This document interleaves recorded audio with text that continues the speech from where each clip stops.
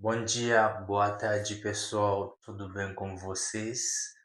Hoje estou com frio, muito frio, pessoal.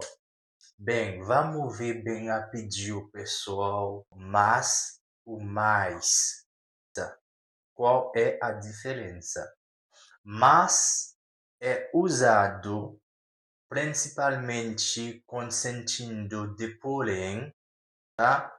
Porém, todavia, contudo. Bem, quando usar mas, pessoal, que diferença que tem entre mas e mais? Eu prononcei à peu près même genre, mais eu chacun sens différent. Pas oublier mas, pessoal, li utilisé principalement tant que cependant, pourtant, néanmoins, mas signifie mais en français, mais en créole. Mas, pessoal, mas é usado principalmente como conjunção adversativa, indicando uma ideia de oposição, tá? Ele indique une idée d'opposition, tá? On a quelques exemples, au moins, dans l'exemple, on a bien une idée qui est plus claire. Tá? Eu gosto de música, mas não sei dançar. Moi amo música, mas moi pas can danser. A comida é muito boa, mas é cara. Manger é bom, c'est vrai, mais cher. Eu quero comprar o apartamento, mas não tenho dinheiro. Moi voulais acheter une maison, un appartement, yon kay, mais malheureusement, moi pas gen l'argent. Olha pessoal, mais, mais, c'est mas, c'est mais. Mais indica principalmente o aumento da quantidade, sendo antônima de menores.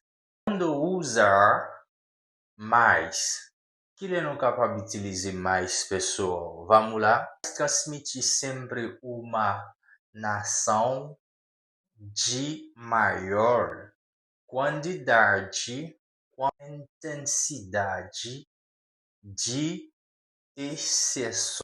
Mas se même il là pour augmenter une notion de valeur, de quantité intense ou excès. Avec exemple pessoal, na comprendre plus. Vamos ver algumas exemplos. Vamos lá. Silvia, a menina mais bonita da turma.